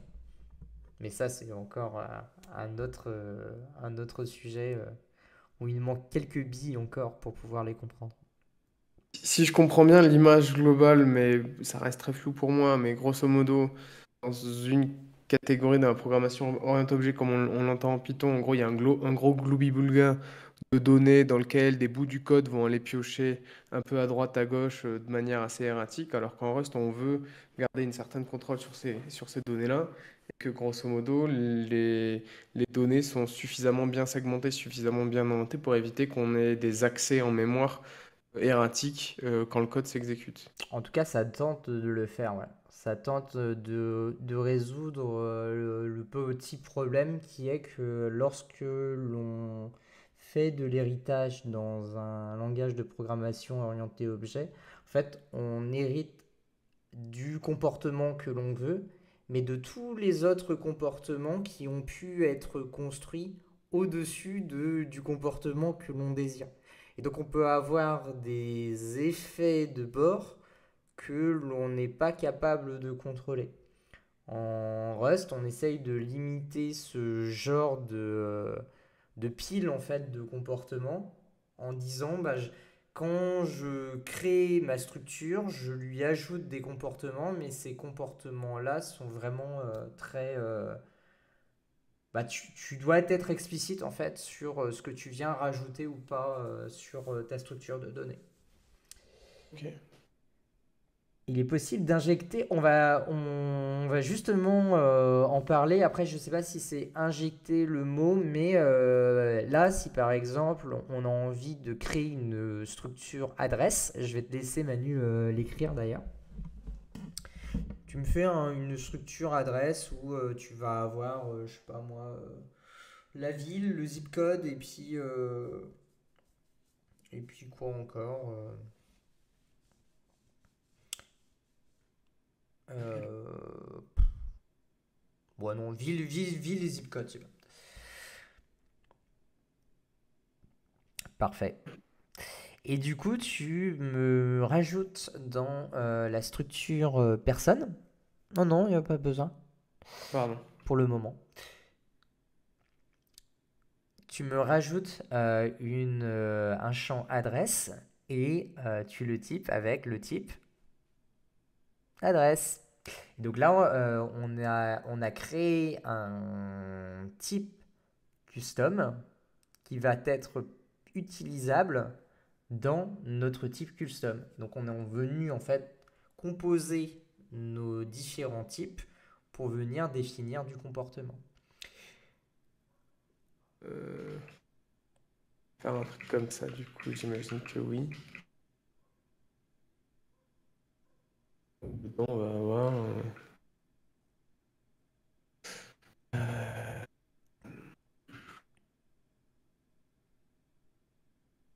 À Toulouse, tu voulais pas mettre Rodez. Tout ça reste ma ligne de cœur. Alors, Et donc là maintenant je te laisse débugger la capitale. Toulouse Capitale, ouais. Ensuite, une suite de types. Ah oui, ah bah oui, Eh bah oui. évidemment, Bah évidemment, c'est beau le pair programming quand même, hein. c'est propre.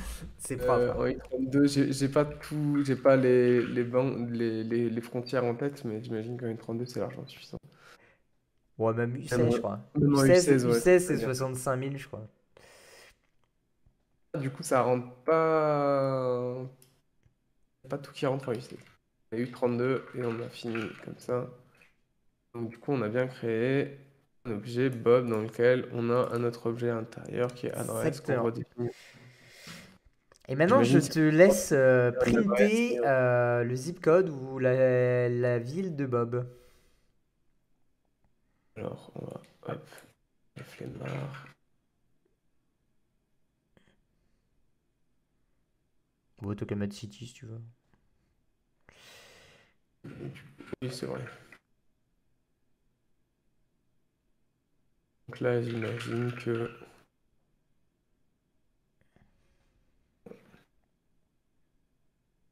Ah, non, ça, j'ai pas l'habitude.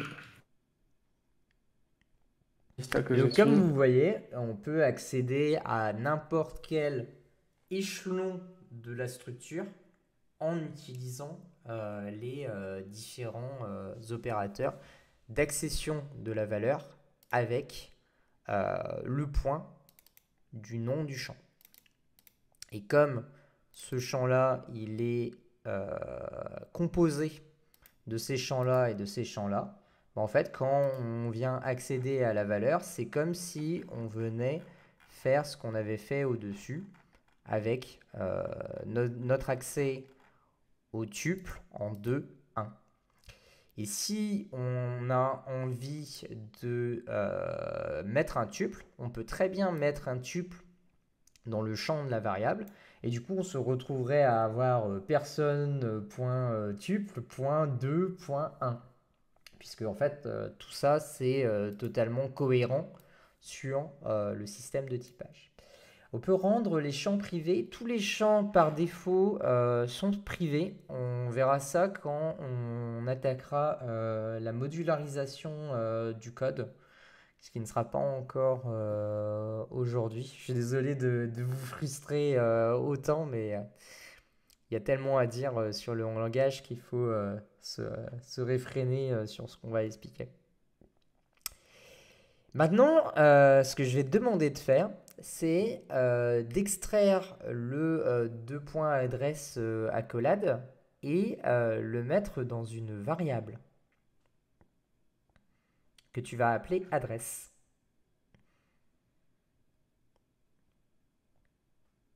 Tu peux copier-coller tout ce qu'il y avait, hein. Yes, et là, on est. Ouais.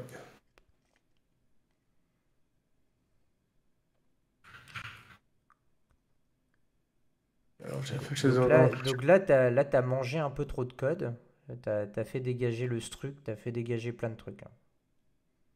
Fais un petit CTRL Z pour revenir à un équilibre dans la force. Merci. J'étais.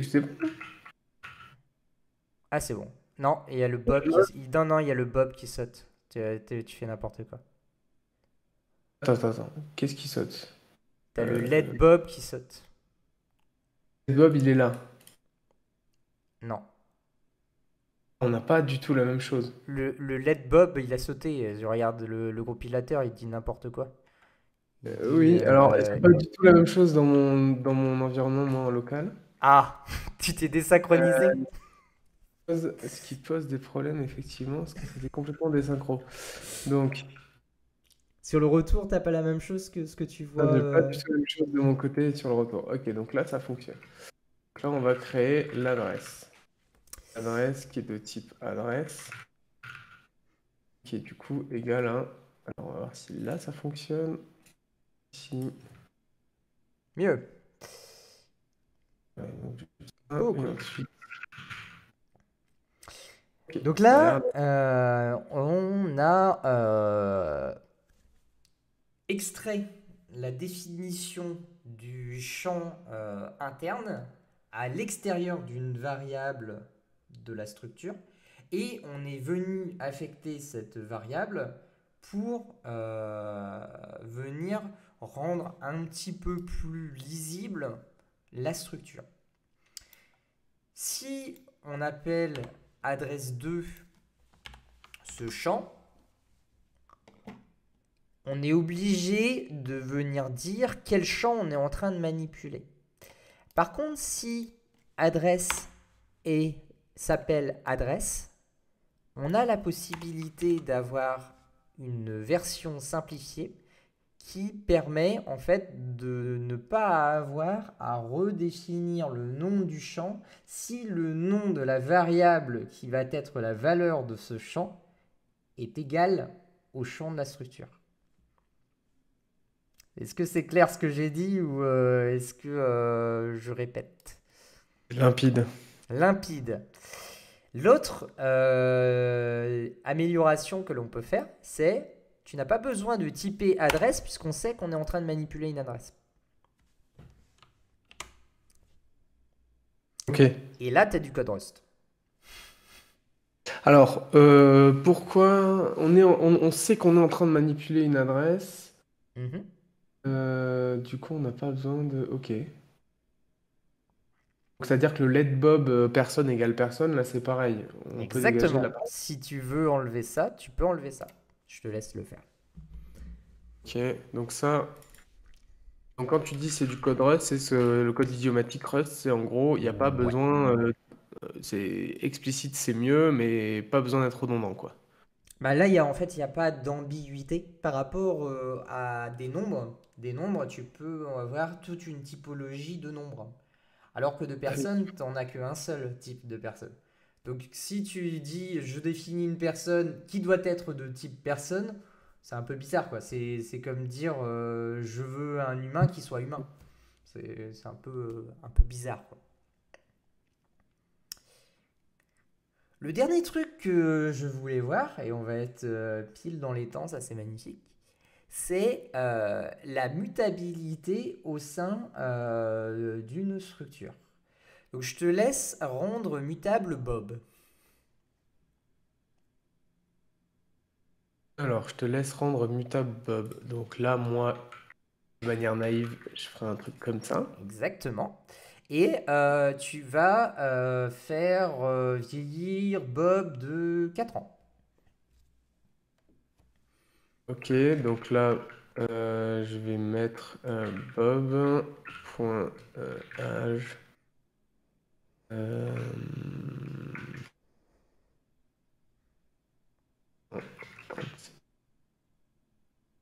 Ensuite, on va lui print l'âge.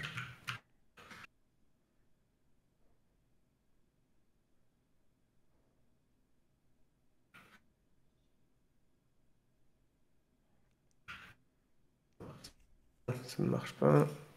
Fait expected token. Oui, alors ça, je vais pas y arriver. mais t'inquiète, on t'engueulera à chaque fois. Je vais Donc là, on travers voit depuis. que on est en train de pouvoir manipuler l'âge de Bob comme on veut. Et on pourra le faire avec le nom et le prénom. Maintenant, je vais te demander de faire déménager Bob à Brest, donc en 29 200.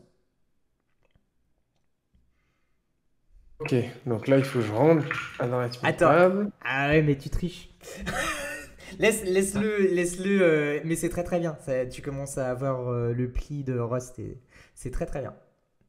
Ok, donc adresse. Donc là, tu m'as dit Brest. Donc ici, Je me suis fait brain. il y a Brest. Non, Euh, c'est pas ça? double quote. Simple quote, c'est des caractères en Rust. On n'a pas parlé des caractères parce qu'on s'en Ok, fiche un il y peu. a une différence qui n'existe pas en Python, du coup. Euh, On les ok. verra quand on verra les chaînes de caractères. Mais Du coup, le zip code, ça avant il nous restera, faut les collections. celui de. Si Bob City égale Brest, then Mood égale Sad. Mais bah, il pleut. Oh, mais- Il pleut, mais il fait 20 degrés. Donc, On a à peu près la il même fait chose. 20 degrés en octobre quand même. Et du coup, ville de Bob, tac, et sa ville, et là, il va m'engueuler. Non? Ok. Il a J'ai. sauvegardé. Ah, il a le droit de modifier. Bah, apparemment. Oh. Bon. Ah non, il a panique. Oula, il s'est passé un truc. Alors, je le kill, on va faire simple, je le relance, Oula. Et bah, j'ai appris quelque chose. Et bah voilà. je le mute et que je sauvegarde, C'est pas cohérent. compile aussi. On vient de trouver une incohérence dans Rust. Et franchement, je pensais que ça serait planté. Comment ça se Ok, possible?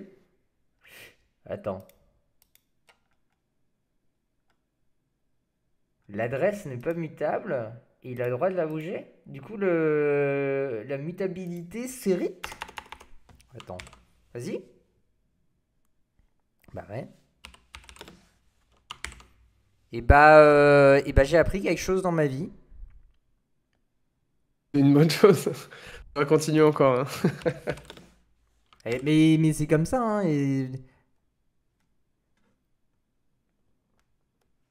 The first mutable variable which can be anywhere you can. Ouais. Et du coup, c'est quoi l'erreur? Variable n'a pas besoin d'être mutable. Move this mut. Ah ouais. LOL. Ok. Ça va finir en PR. Mais non, mais il doit y avoir une raison de pourquoi. Je regarderai la raison pour la prochaine séance. En vrai, je pensais que ça allait planter, hein. Je vais être tout à fait honnête. Il n'y a pas d'effet de manche, rien du tout. Je pensais vraiment que j'allais avoir quelque chose qui m'empêcherait de pouvoir modifier le truc. Bon, bah tant pis. Je voulais expliquer un truc. Je pense que c'est uniquement Est-ce que lorsque l'inverse est on... vrai pour le coup? Est-ce qu'on pourrait pas imaginer que Bob soit pas mutable, qu'on rende adresse mutable? Du coup, l'âge, effectivement, ça ne marche pas. Si tu commentes l'âge. Donc, l'âge, il me dit quand même. Non, Peut-être- c'est l'objet englobant qui doit être mutable par rapport à l'objet englobé. Et du coup, je pense que ce qui se passe, c'est que lorsque l'on définit une variable comme ça à l'extérieur d'une structure, quand on vient l'affecter au sein d'une structure mutable, en fait, on vient littéralement remplacer la valeur. Donc cette variable n'existe pas réellement en fait. Par contre, ce qui aurait pu ne pas marcher, c'est si on avait fait une connerie du genre... Là, on tente, hein. Attends. Ouais, mais c'est l'adresse que je veux. Et adresse a dû être move, je pense. Ouais, ça. Ok. Partially assigned. Ok. Donc c'est réellement ça qui s'est passé. En gros, ce qui se passe, c'est que lorsque on fait ce genre d'opération, on vient prendre tout ça et on vient littéralement le coller là. Et du coup, ce truc-là existe potentiellement dans le code, mais a été déplacé en fait dans la structure. Et comme ici, on n'a pas de notion de dire que tel champ est mutable ou n'est pas mutable, mais que c'est l'ensemble du truc qui est mutable ou non mutable, bah, en fait, c'est ça qui fait foi et plus la mutabilité qui est au-dessus. Ce qui fait sens. Ok. Et si jamais ça change rien, si on met syntaxiquement et derrière c'est exactement la même chose, si je fais un truc comme ça là. Attends, il manque un Bob Exactement la même chose, hein. et il manque un mute.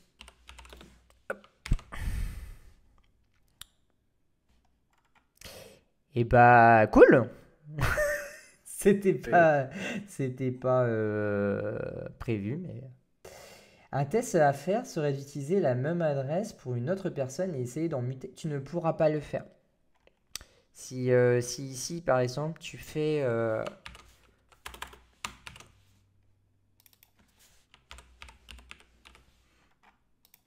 Normalement, il va m'engueuler. Tu vois, en fait, il dit l'adresse a été déplacée à la ligne 167 et toi, tu essayes de l'utiliser à l'adresse 174. En fait, ce truc-là n'existe plus pour le contexte qui est extérieur. The entire must be mutable, doesn't allow us marker. Ouais, non, mais ça j'avais comme information. Ce que je n'avais pas comme information, c'était est-ce que le marqueur de mutabilité allait faire quelque chose. J'avais un peu oublié. Mais oui, mais il y a mais le Rosebook, je ne crache pas dessus. Je dis que il n'est pas adapté à ma manière d'apprendre le Rust. C'est pas du tout la même chose. C'est une excellente bible pour se remémorer de ce genre de détails.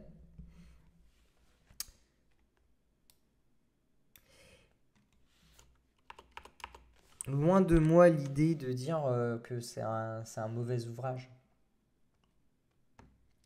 Du coup, est-ce qu'on ne peut pas déclarer de structure comme constante et la réutiliser plusieurs fois au sein d'un même programme?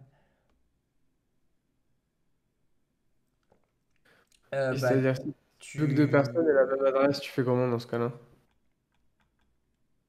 Si deux personnes ont la même adresse, bah, Ah, par exemple, tu crées deux adresses différentes. Ce sera deux structures de données adresses différentes avec leur propre emplacement en mémoire. Et lorsque on sera plus avancé, on aura une autre notion qui s'appelle les références, mais c'est un tout autre niveau de compréhension du langage. ok, on n'a pas la possibilité, par exemple, dans l'idée où j'ai deux personnes qui habitent au même endroit, de référencer exactement. Si c'est ce que tu es en train de dire, c'est avec les Si, références, tu déclares une seule fois le truc en dur et ensuite tu références ce truc-là, c'est ça? on pourra le faire, ouais. Mais il y Ok. aura tout un pan en fait du langage qui va nous obliger à dire que telle chose doit toujours exister quand on est en train d'essayer d'y accéder. Ça s'appelle les lifetime et c'est le moment souvent où les personnes décrochent de Rust, dont moi. Et j'imagine qu'on va pas faire ça en 10 minutes là tout de suite. Et on va pas faire ça en 10 minutes parce que là, pour l'instant, on a les boucles, les conditions et les structures. quelques, Ok. et quelques variables. On n'est pas encore armé, j'entends. On n'est pas armé. Est-ce que vous avez des questions sur l'ensemble de ce qu'on a pu faire aujourd'hui? Des remarques sur le déroulé des choses, enfin tout ce qui vous passe par la tête pendant les 5-10 minutes qui nous restent. Toi Manu, comment t'as trouvé? Ouais, c'est bien. Moi, ce que j'aime bien là dans l'approche, c'est que ça reste une approche pas à pas. On fait les choses doucement, mais c'est bien. Ça évite aussi d'aller trop vite et de louper certaines informations. Pareil sur les. J'aime bien quand les cours de langage commencent sur les structures de données parce que c'est souvent des trucs qu'on oublie et c'est souvent des trucs tu vois, qui sont importantes pour la perf du code et de bien comprendre les primaires d'un langage, quoi, les primitives d'un langage. Hmm. Voilà. Après, j'ai un peu hâte de commencer à taper dans le dur. Mais T'inquiète tu vois, pas, tout à ça l'heure, j'étais un arrive. peu désarçonné en faisant ma boucle, hein, donc je fais le malin, mais, je fais le malin, mais non, non, c'est cool, ouais. Je vais Euh, attendre que tu ne sois plus covidé et que moi je ne sois plus crevé de mon retour de conf. Ça, je pense que c'est une idée brillante. j'ai eu l'avantage de cumuler les deux, c'est que c'est-à-dire que je rentre de conf et je suis, je suis covidé. Mais voilà, pour l'instant, on avance doucement.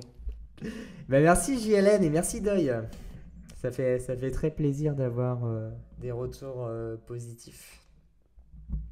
Mais là, en fait, la programmation qu'on est en train de faire, c'est de la programmation sans allocation de données.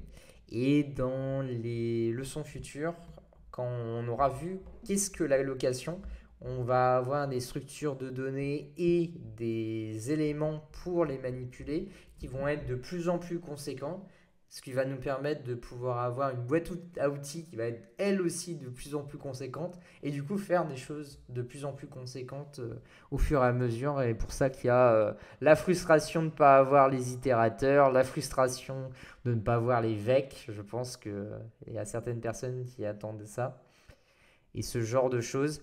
Mais ça, pour ça, j'ai envie d'avoir vraiment le socle de compréhension de base. Et ensuite, on construit par-dessus pour avoir quelque chose après qui sera béton. Voilà, voilà. S'il n'y a pas d'autres questions, ni de la part du chat, ni Un avis entre Rust et Go. Vous voulez vraiment qu'on fasse une guerre de chapelle là les Rust et Go ont leur usage. Go permettra d'aller beaucoup plus vite dans la création de ce que vous avez besoin de faire. Go produira un exécutable qui sera plus dense, enfin plus grand en taille, puisque la bibliothèque standard est beaucoup plus conséquente. Rust permettra d'avoir du code qui sera plus performant dans certains cas d'utilisation, mais pas tous. Donc c'est comme tout en ingénierie, ça va vraiment dépendre de votre cas d'utilisation. Mais moi je me plais plus à faire du Rust que à faire du Go. Si c'est une question juste d'appréciation personnelle. Merci Pierre pour cette intro. Bah ouais, bah, on est obligé de commencer par les bases. Sinon, on peut partir sur les génériques en asynchrone, mais bon, ça va pas aider grand monde, quoi. Ouais, puis je vais paniquer, moi, donc ça sera pas Oui, il grave. va faire exactement comme Rust, il va paniquer. Exactement. On n'a pas vu les paniques encore. On les verra quand on fera la gestion des erreurs en Rust. Ça va être Des aussi exceptions, ouais. très rigolo. Vraie question, j'hésite, ne connaissant pas d'extérieur, ça semble être la... Tu verras que lorsqu'on fera de l'allocation mémoire, c'est pas pareil. Bon, et ben, je vais vous souhaiter une excellente journée. On va essayer d'avoir une séance qui n'est pas d'un mois sur l'autre. On va essayer de réduire un petit peu le délai qui permettra de pouvoir faire des choses un petit peu plus intéressantes sans mettre 1 an et demi à le faire. Parce que là, à ce rythme de un mois d'écart entre deux séances, je pense que dans 1 an et demi, on est arrivé à faire la fin du truc. Ce rythme de un mois et aussi le fait de mes congés qui sont arrivés au milieu. Et ensuite, on Et rentrait en conf. On a fait Volcamp la semaine dernière avec Yannick, tous les deux. Donc, exactement. voilà, donc c'est plus difficile de faire un live. Mais on va essayer de faire des lives un peu plus rapprochés, histoire de arriver à commencer sur des trucs cool. Enfin, cool. En tout cas, plus concrets, on va dire, assez rapidement. Et aussi, cette chaîne n'est pas uniquement dédiée à faire du Rust. Elle va être utilisée par d'autres personnes travaillant à Clever Cloud qui vont vous présenter d'autres sujets tout aussi passionnants parce que, bah, étant des gens passionnés, leurs explications ne seront pas moins passionnantes. Donc, bah, si vous avez envie d'avoir d'autres contenus, ben, n'hésitez pas à follow la chaîne. Ça va être un petit peu plus mouvementé sur la chaîne que ce que ça a pu être pour ce début. Voilà, voilà. Du coup, bah, bonne journée à tous. Merci beaucoup d'être passé, d'avoir interagi dans le chat et on va vous prévenir dès que on aura le planning pour la future séance. Bonne journée à tous. Merci Merci à beaucoup. tous.